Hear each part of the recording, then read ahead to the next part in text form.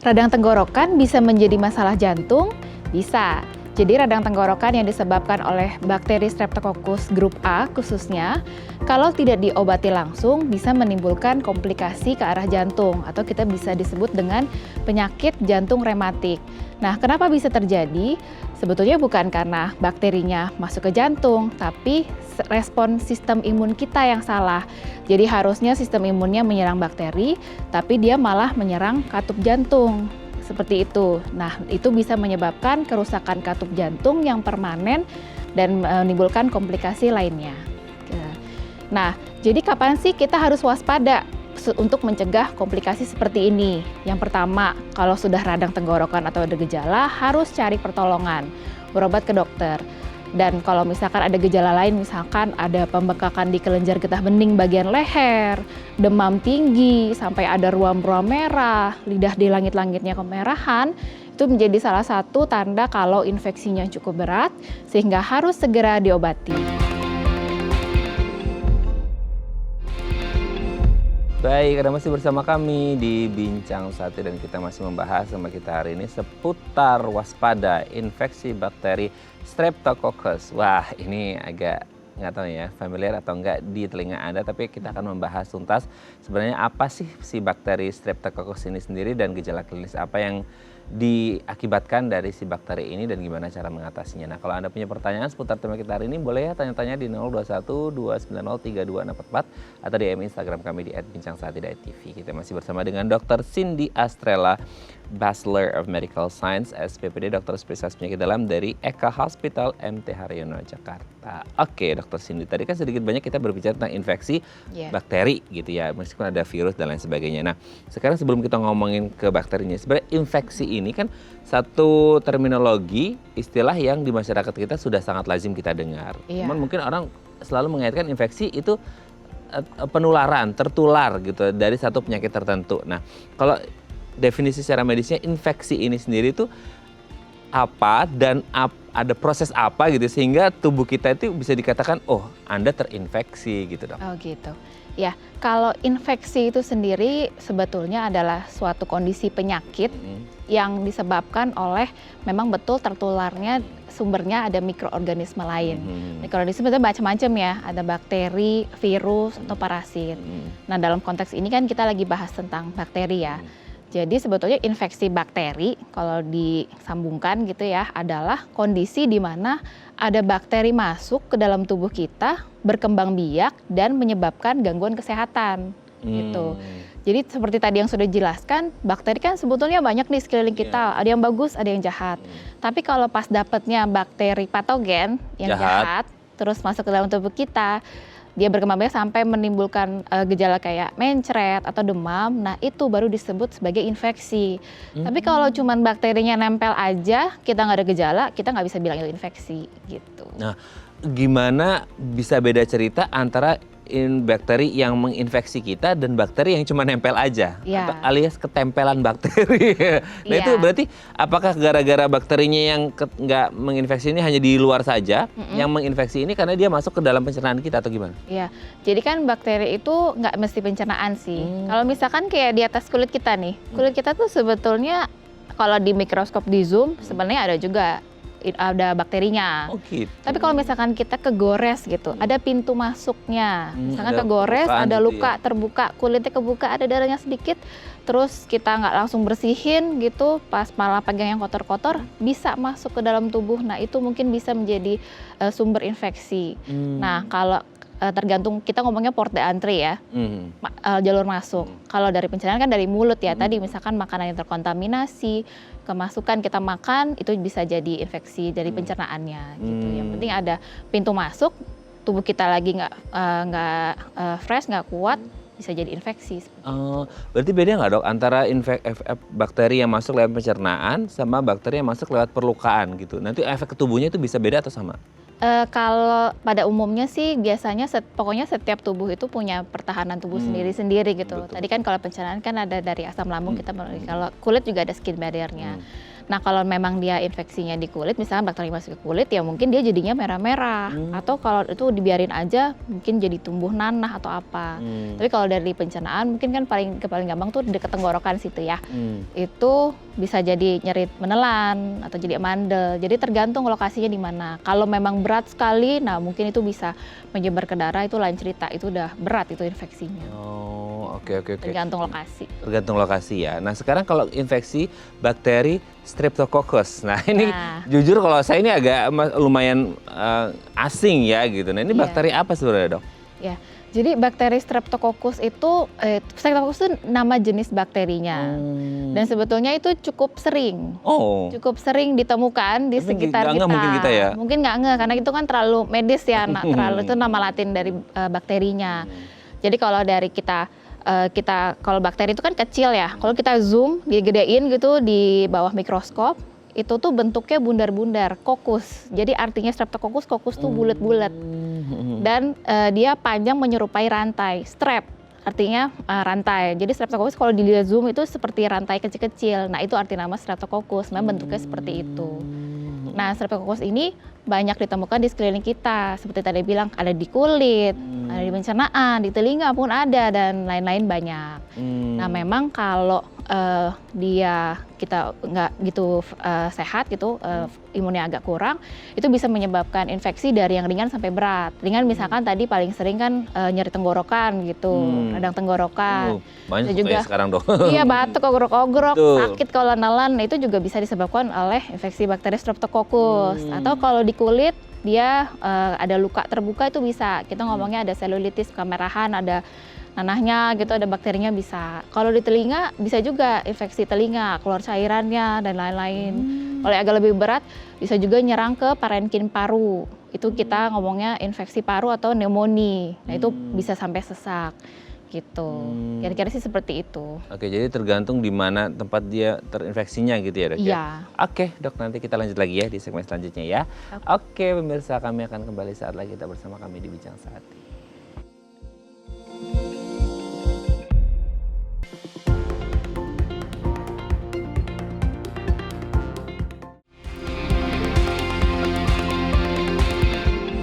Baik, Anda masih bersama kami di Bincang Sehati dan kita masih membahas tema kita hari ini seputar infeksi bakteri Streptococcus. Nah, kalau Anda punya pertanyaan seputar tema kita hari ini, boleh ya tanya-tanya di 0212903264 atau DM Instagram kami di @bincang-sehati.tv. Kita masih bersama dengan Dr. Cindy Astrella, Bachelor of Medical Science, SPPD, dokter spesialis penyakit dalam dari Eka Hospital MT Haryono, Jakarta. Oke, dok, kita lanjut lagi.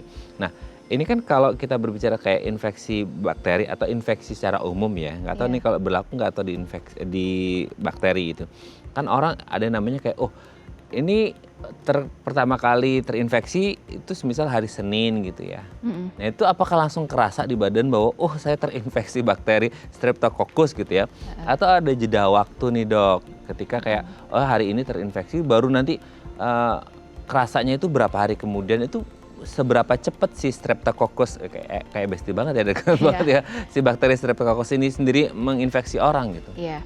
Jadi kayak dari ketempelan bakteri kapan jadi infeksinya sepertinya ya. Nah itu kalau dari kedua dokter kita ngomongnya sebagai masa inkubasi gitu. Jadi onset di mana kita bakterinya ada, kapan sih dia menimbulkan gejala seperti itu. Nah secara umum sih memang berbeda-beda, tergantung jenis Streptococcus juga beda-beda. Tapi biasanya itu antara 2 sampai 5 hari. Mungkin kita makan joroknya hari ini gitu ya, terus baru berasanya besok atau lusa bisa aja.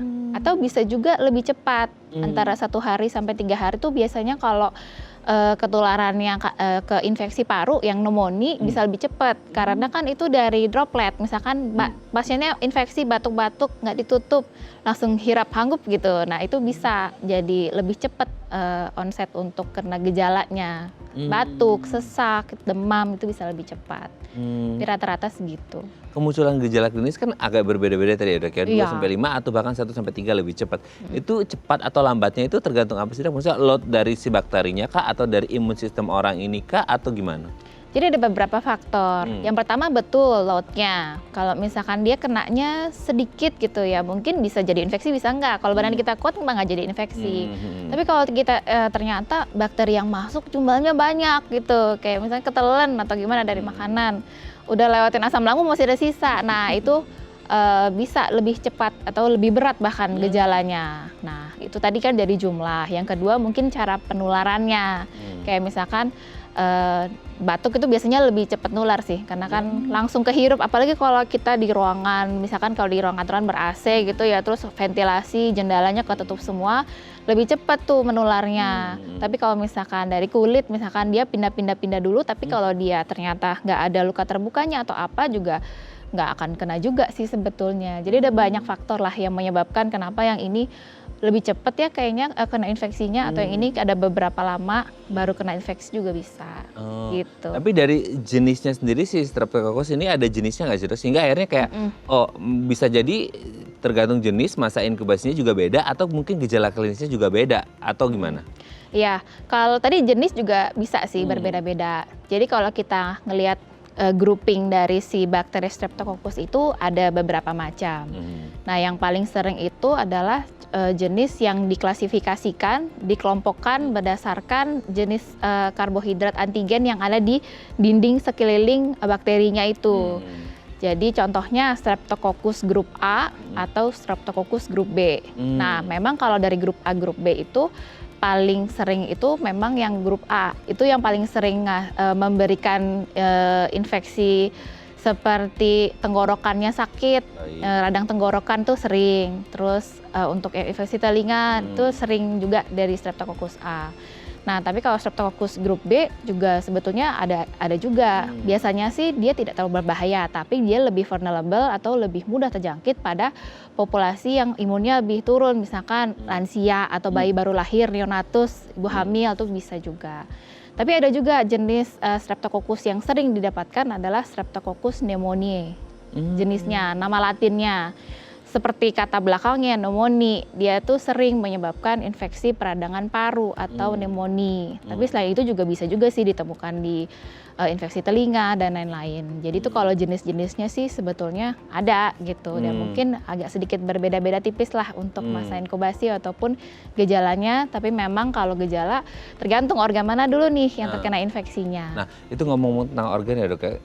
Kenapa sih jadi yang paru yang paling rentan? Apakah gara-gara dia terhirup sehingga akhirnya paru kan sebagai salah satu bagian dari pernapasan kita yang akhirnya paling rentan, atau ya kebetulan aja di paru, atau gimana? Ya, jadi sebetulnya memang paru kan sistem dari pernafasan kita.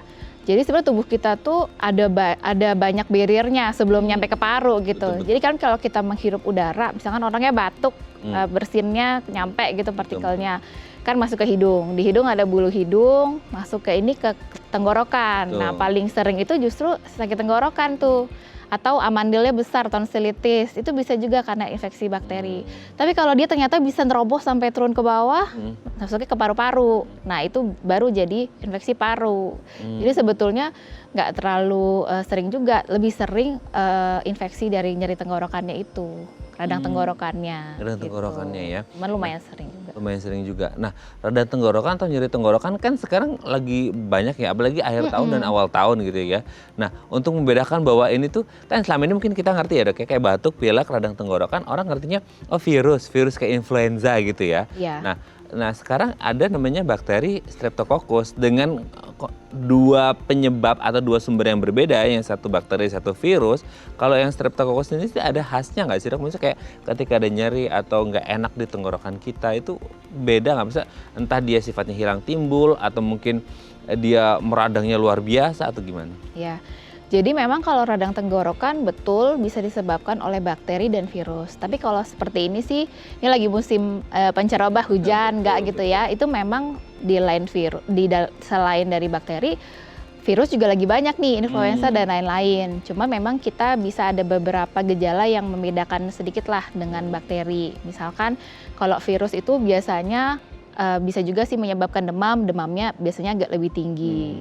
Nah, kalau bakteri biasa bisa demam tinggi, cuman kadang-kadang demamnya sumbang-sumbang, nggak terlalu tinggi, tapi lebih lama, udah itu kok 3-4 hari masih demam-demam aja, yaitu mungkin salah satu tanda khas demam pada infeksi bakteri. Tapi kalau masalah radangnya, nyeri menelannya sih hampir sama. Nah, satu lagi adalah kalau dia ternyata infeksinya di tonsil atau amandel, kalau kita periksa gitu, oh kok tonsilnya gede, terus udah ada putih-putihnya, kotor. Nah, itu mungkin sudah ada koloni bakterinya, seperti itu. Nah, memang itu kan gejala-gejala yang kita bisa tanya ke pasien. Itu dari pemeriksaan fisik dan gejala. Tapi memang kalau untuk mendeteksi ini benar nggak ya karena bakteri atau virus, kita memang harus melakukan pemeriksaan penunjang. Gitu. Biasanya sih kalau memang dia kok meriangnya udah lama ya, demamnya udah 4 hari, 5 hari, kita bisa lakukan tes darah, misalkan tes darah lengkap aja. Kita lihat leukosit atau sel darah putih itu lebih sensitif, lebih tinggi pada infeksi bakteri. Kalau virus mungkin nggak kelihatan, nggak kenapa-napa, itu salah satu tanda. Atau memang kalau diagnosis pastinya, kita bisa juga sih ambil sediaan di lokasi tempat yang infeksi. Misalkan kalau nyeri tenggorokan, kita bisa lakukan swab tenggorokan. Jadi diambil pakai kapas panjang gitu, di swab seperti itu. Kayak zaman COVID dulu aja dok. Ya, tapi beda. Ini kan Beda. yang di tenggorokan ya.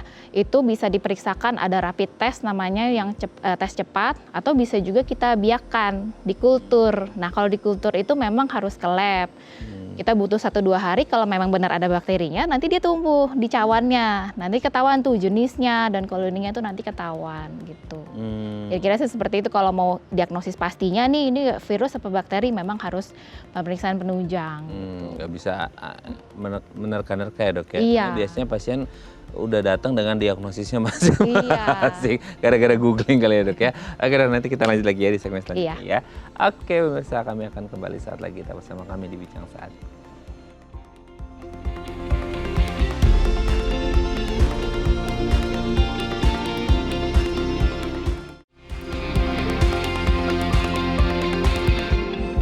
Baik, Anda masih bersama kami di Bincang Sehati dan kita masih membahas tema kita hari ini seputar waspada infeksi bakteri Streptococcus. Nah, kalau Anda punya pertanyaan seputar tema kita hari ini, boleh ya tanya-tanya di 021-290-3244 atau DM Instagram kami di @bincangsaati.tv. Kita masih bersama dengan Dr. Cindy Astrella, Bachelor of Medical Science, SPPD, dokter spesialis penyakit dalam dari Eka Hospital, MT Haryono, Jakarta. Oke dok, ini saya mau tanya secara umum ya, kalau orang kena infeksi itu, apalagi tadi kita ngomongin yang Streptococcus, itu kan ada kayak rasa kayak demam-demam dan lain sebagainya.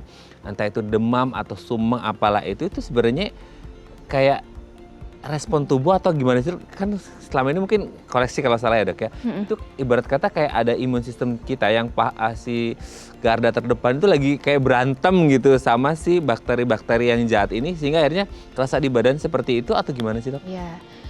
Tadi betul juga sih sebetulnya yang tadi Mas bilang. Jadi kalau kita ada infeksi ada bakteri masuk atau mikroorganisme lain itu sebenarnya tubuh kita tuh pinter, betul. Itu fungsinya imun sistem kita. Jadi pasti tubuh kita akan nyerang dulu tuh. Jadi kalau yang bisa diserang dan bakterinya mati itu aman. Tapi kan ada juga sampai masuk ke dalam tubuh kita. Nah sebetulnya demam itu juga salah satu respon tubuh kita untuk melindungi. Gitu. Jadi kalau ada infeksi, memang salah satu sering gejalanya adalah demam, suhu tubuh agak lebih tinggi. Nah itu memang ada proses di dalam tubuh kita yang sedang bertarung lah gitu dengan mikroorganisme lain gitu. Tapi ya selain itu juga itu kan yang secara umum demam atau kadang badannya kok sakit-sakit ya, pegel-pegel, gampang capek, Betul malaise gitu ngomongnya. Iya benar-benar. Nggak enak badan nih, nggak tahu. Nah itu digebukin se-RT gitu ya. Nah itu juga bisa, itu juga salah satu respon tubuh kita yang bisa menandakan. Nah selain itu juga nah tergantung infeksinya di bagian mana. Kalau di bencanan jadi menstruate atau kalau di kulit jadi koreng, dan itu beda-beda, itu tergantung organnya. Tapi betul memang itu demam itu salah satu bentuk pertahanan tubuh kita untuk infeksi. Oke. Jadi memang salah satu pertahanan tubuh untuk melawan infeksi yang masuk ke dalam tubuh kita ya. Jadi kayak tubuh kita ya beruntung kalau kita terinfeksi dan tubuh demam ya dok ya. Berarti kayak tubuh kita masih normal berarti ya. Betul. Oke. Dan sebelum lanjut ini ada yang DM lewat Instagram. Saya bacakan ya, ini di layar belakang dok. Dari Ibu Retno. Dok, saat ini anak saya ada radang tenggorokan dan udah 3 hari ini nggak membaik nih. Seperti apa perbedaan gejala pada radang tenggorokan biasa dan infeksi bakteri si Streptococcus ini? Oh ini juga agak wah ini kayaknya banyak nih. Kebetulan saya baru aja sembuh dok dari Baru sembuh. radang gitu ya. Nah Iya. ini kalau peradang-peradangan seperti ini tuh gimana dok? Bisa antara yang biasa sama yang streptococcus? Iya, jadi ya mirip seperti yang tadi sudah Udah dijelaskan 3 hari lagi ini sih, ya? 3 hari ya. Memang kalau radang tenggorokan itu kalau 3 hari sih masih bisa disebabkan oleh dua-duanya nih. Oh Bisa gitu. bakteri, bisa virus. Cuman tadi kan ada beberapa tanda dan kita misalkan ada yang lain nggak gejalanya seperti demamnya ada atau enggak. Terus tadi kan ada nyeri menelan juga biasanya kalau radang tenggorokan gitu. Dan kalau misalkan diperiksa nih, misalkan ibunya udah ke dokter belum. Misalkan kalau anak kecil gini bisa kita bawa ke dokter anak. Biasanya tuh anaknya suka kita suruh buka mulut, kita periksa ada pakai pen light seperti itu sama tang spatel, lidahnya dikeluarin, kita lihat faringnya, jadi kayak kerongkongan atasnya merah atau enggak, amandelnya gimana gitu. Nah tapi kalau memang agak merah aja, terus nggak ada, kita ngomong kayak ada putih-putih atau dermatitis tuh biasanya mungkin lebih ke arah infeksi. Tapi kalau 3 hari sih bisa dua-duanya ya. Atau kalau memang ternyata lebih berlanjut, demamnya terus nggak sembuh-sembuh, nah biasanya itu apa ini udah lebih mengarah ke bakteri. Nah itu mungkin ada tempatnya untuk memberikan antibiotik. Cuman itu tetap harus ke dokter karena dokter harus cek dulu gitu. Ini kira-kira ke arah mana? Karena memang yang paling penting tadi Mas bilang jangan sembarangan minum antibiotik gitu. Oke, semoga ini bisa menjawab pertanyaan Bu Retno dan semoga anaknya sehat selalu, segera dibawa ke dokter ya. Karena sekarang banyak yang mencoba lewat googling ya dok ya, jangan ya. Udah ada dokternya kok. Iya, ada banyak. Nah dok, tapi sebenarnya kalau ketika si bakteri streptococcus ini masuk ya, semisal nih, kan kita nggak ngerti ya, lot berapa banyak kan kita nggak ngelihat gitu ya. Karena kan tidak bisa dilihat oleh mata langsung gitu ya. Nah semisal dia banyak nih dok, dan akhirnya ya dalam masa inkubasi itu sendiri, orang kan gini, kadang-kadang tuh orang kita kan kebal-kebal ya dok. Iya. Nggak ngerti sih, maksudnya kayak orang itu nggak tahu karena pain tolerance orang itu beda-beda, atau mungkin tubuh mereka mencoba mengompensasi ya dok ya, beradaptasi bahwa ini, atau kayak aduh karena sibuk kerja ini segala macam nggak begitu ngerasain. Ketika lot sudah begitu banyak dan telat penanganannya atau tidak tertangani dengan baik, itu dia semisal kayak ke paru gitu ya, itu dia bisa menyebabkan kerusakan apa nggak sih dok? Entah, kan mungkin kayak kalau penyakit TBC yang udah lama gitu itu kayak ada flek-flek putihnya. Nah kalau untuk yang si bakteri ini sendiri, kalau akhirnya telat penanganannya, ada menimbulkan kerusakan atau hanya sebatas si simptomnya aja, gejala klinisnya aja? Iya, ini kita ngomong infeksi bakteri misalkan streptococcusnya kalau nggak diobatin gitu ya. Ya itu justru bisa jadi berbahaya gitu. Misalkan kalau tadi infeksinya ada di paru atau di tenggorokan, dibiarin aja nggak minum obat lah, batuk-batuk terus, itu nyeri tenggorokan terus. Nah itu bisa menjadi lebih berat kalau memang imun kita juga nggak bagus, bakterinya banyak betul. Nah kalau memang infeksinya lebih berat, itu gejalanya udah nggak cuman batuk pilek sesak doang. Ada kita ngomongnya bakterinya bisa pindah ke darah, itu kita ngomongnya bakteremia atau sepsis. Nah kalau kayak gitu klinisnya jauh lebih berat. Mungkin bisa ada juga kalau yang di streptococcus ada yang kita namakan streptococcus toxic shock syndrome. Itu bisa bahaya tuh, mengancam jiwa karena tensi kita bisa turun, bahkan menyebabkan kegagalan organ yang lain. Itu contoh yang beratnya nih kalau misalkan nggak diobatin. Bisa juga kalau memang itu infeksinya awalnya dari kulit gitu, tapi dia menyerang otot bagian dalam, itu bisa juga nih kita ngomongnya flesh eating bacteria. Bakteri yang makan otot, itu kita ngomongnya necrotizing fasciitis. Itu juga bahaya tuh, bisa sampai harus operasi. Atau kalau nyerang ke kepala yang lebih berat, bisa meningitis juga, radang selaput otak. Jadinya penurunan kesadaran. Jadi itu versi yang beratnya. Dan ada beberapa contoh gitu pada anak kecil atau sebenarnya dewasa juga bisa. Kalau misalkan radang tenggorokan karena infeksi bakteri streptococcus, kalau yang nggak diobatin, bisa juga nih komplikasi ke belakangnya, mungkin bisa jeda 2-4 minggu, bisa komplikasi juga ke jantung ataupun ke ginjal gitu. Kok serem banget dok dari si streptococcus ini sendiri ya? Memang nggak sering ya, jarang, tapi ada kasusnya gitu. Nah, itu berlaku untuk yang tidak telat penanganannya atau tidak terobati gitu ya. Betul. Tidak tertangani dengan baik. Makanya ketika sudah ada mulai gejala-gejala klinis yang dirasakan, ya harus segera ke dokter untuk berobat ke dokter. Nah, berobatnya seperti apa yang harus diobati dan berapa lama bisa sembuh total, nanti kita bahas di segmen terakhir ya dok ya. Oke, pemirsa, kami akan kembali saat lagi, kita bersama kami di Bincang Saat.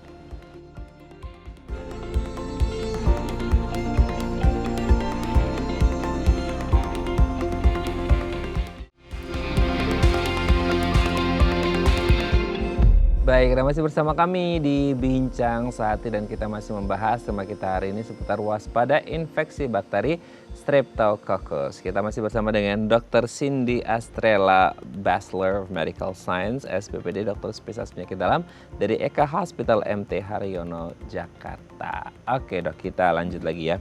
Nah tadi kan sudah dijelaskan bahwa ini infeksi bakterinya, terus kemudian gejala klinisnya dan pemeriksaannya ya untuk menegakkan diagnosis bahwa ini adalah benar-benar gara-gara si bakteri Streptococcus. Nah sekarang kalau sudah ditegakkan diagnosis bahwa ini adalah penyakit gara-gara si bakteri ini, pengobatannya seperti apa? Apakah sesuai dengan by symptomnya aja atau ada gradingnya kah atau gimana? Oh iya. Jadi seperti infeksi bakteri pada umumnya, memang obatnya itu antibiotik gitu. Nah, antibiotik itu ada banyak jenisnya sih. Jadi itu cara kita memilih antibiotik itu berdasarkan ini infeksinya di organ mana, atau bisa juga berdasarkan peta kuman gitu. Mungkin paling sering jenisnya yang mana gitu. Itu bisa jadi salah satu acuan kita. Nah, kalau antibiotik ini juga durasinya antara 5 sampai 7 hari atau juga bisa juga 10 hari. Nah, itu biasa dokter tuh harus yang meresepkan dan kalau udah diresepin antibiotik harus minum sampai habis gitu. Kenapa? Karena ini yang kita takutkan, dari dokter-dokter takutkan. Dan juga tidak boleh beli sembarangan antibiotik. Karena yang kita takutkan adalah resistensi obat. Maksudnya apa? Jadi kalau kita minum obatnya sembarangan, beli antibiotik sembarangan biar sesuai indikasi, terus obatnya nggak habis diminum sesuai dengan resep, kadang itu malah jadinya bakteri yang ada di dalam tubuh belum selesai kita basmi, malah dia jadi kebal sama antibiotik itu. Jadi next misalkan kita ada kena infeksi bakteri yang sama, nanti kita udah nggak bisa lagi ngasih antibiotik itu. Kita ngomongnya resistensi obat. Nah itu yang kita takutkan. Jadi memang nggak boleh tuh sembarangan beli antibiotik, harus dengan resep dokter. Nah itu kan yang utama memang antibiotik. Selain itu juga kita bisa kasih obat-obatan yang bisa membuat nyaman pasien. Misalkan kalau demam ya kita kasih obat anti demam. Kalau ada batuk kita mungkin bisa dahaknya susah keluar, kita kasih pengencer dahak seperti itu. Jadi tergantung simptomnya apa. Tapi kalau infeksi bakteri memang utamanya adalah pengobatan dengan antibiotik. Oke. Nah, antibiotik ini sendiri kan emang harus dihabiskan gitu. Iya, Nah, harus. ketika kita ngomong kayak resistensi antibiotik atau resistensi obat, itu dia ketahuan gini. Kan kita nggak ngerti ya, kadang-kadang pasien pulang ke rumah kan kita nggak ngerti disiplin apa enggak nih, habis nggak nih gitu ya. Itu bisa ketahuan nggak sih? Misal ketika nextnya dia ada sakit lagi, dikasih antibiotik, misal dia karena infeksi bakteri lagi, kelihatan nggak di tubuh kayak lama banget sembuhnya atau gimana? Iya, itu bisa gitu. Biasanya itu untuk kalau jadi resisten obat itu enggak langsung jadi aku nggak habis satu, besoknya resistensi, sebenarnya enggak. Jadi ada prosesnya lama. Mungkin pas muda sering beli antibiotik sendirilah, beli di apotek pakai resep.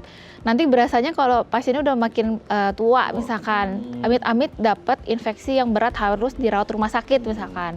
Kadang kita kasih antibiotik sesuai standar, kok gejalanya lama, terus nggak membaik. Nah itu ada tempatnya kita untuk ambil kultur yang tadi saya cerita. Diambil sampelnya, dibiarkan bakterinya ada atau enggak, dan nanti dari situ juga bisa ketahuan tuh. Baru nanti ada laporannya, oh bakteri ini resisten sama obat ini. Cuma bisa sama obat yang antibiotik yang jenis ini. Nah jadi memang berasanya nggak sekarang, berasanya nanti. Kalau udah amit-amit berat, jadi pilihan obat yang kita bisa kasih tuh lebih sedikit, justru itu lebih bahaya. Gitu. Oke, jadi nanti kerasanya kalau udah laula ya, udah lama gitu iya. ya, udah tua ya, baik.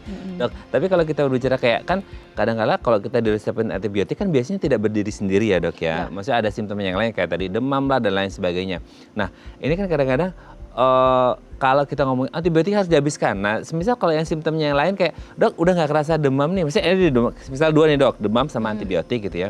Kalau antibiotik harus dihabiskan, tapi kayak demam, dok hari ketiga saya udah nggak demam lagi, boleh nggak demamnya berhenti, antibiotiknya terus, atau tetap harus dihabis dua-duanya?